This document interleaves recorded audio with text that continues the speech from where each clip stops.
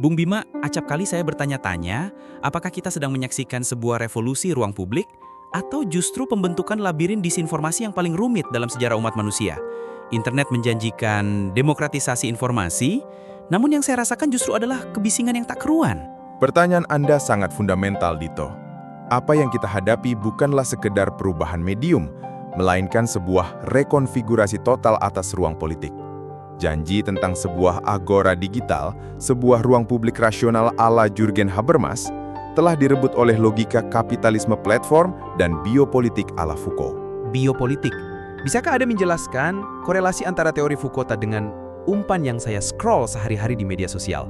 Dengan sangat jelas, biopower Foucault adalah tentang pengaturan kehidupan manusia, tubuh dan pikiran oleh kekuasaan yang tersebar.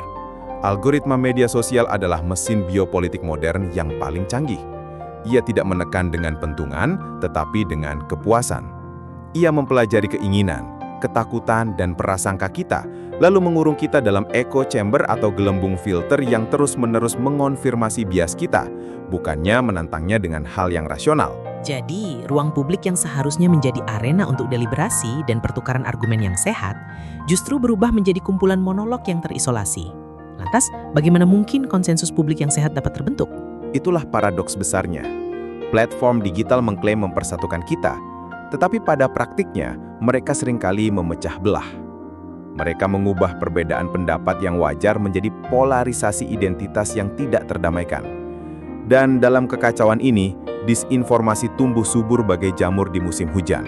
Disinformasi, bukan sekedar misinformation, bukan? Ia lebih jahat. Tepat. Misinformation adalah kesalahan yang tidak disengaja. Disinformasi adalah kebohongan yang disebarkan dengan sengaja untuk menipu, memanipulasi, dan mencapai tujuan politik.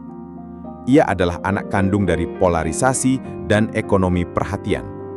Dalam labirin ini, kebenaran menjadi relatif, digantikan oleh kebenaran yang nyaman atau bahkan post-truth, di mana emosi dan keyakinan pribadi lebih berpengaruh daripada fakta objektif.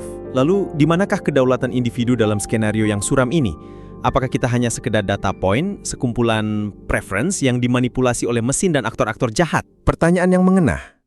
Kedaulatan individu itulah yang sedang diperebutkan.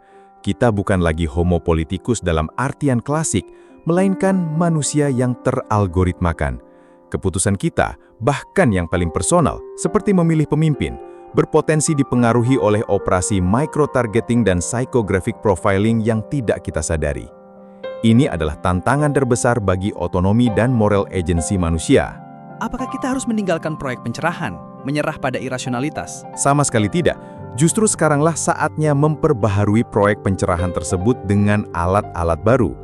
Kita memerlukan literasi digital yang bukan sekedar mampu mengoperasikan gawai, tetapi yang mampu berpikir kritis terhadap arus informasi. Kita memerlukan regulasi yang transparan atas algoritma, yang melindungi privasi dan otonomi warga negara. Dan yang terpenting, kita harus dengan sengaja mencari ruang deliberatif, forum online maupun offline, yang masih menghargai pertukaran argumen berdasarkan evidence dan nalar, bukan berdasarkan emosi dan identitas kelompok. Sebuah tugas kolektif yang monumental. Sepertinya kewajiban kita sebagai warga negara justru semakin berat di era digital ini, bukan hanya menjadi baik, tetapi menjadi cerdas dan waspada. Benar adanya, masa depan demokrasi tidak lagi hanya ditentukan di bilik suara atau di gedung parlemen, tetapi juga dalam setiap scroll, setiap share, dan setiap like yang kita lakukan. Kita harus memilih apakah akan menjadi pawn dalam labirin ini atau menjadi pemilik kedaulatan atas pikiran kita sendiri.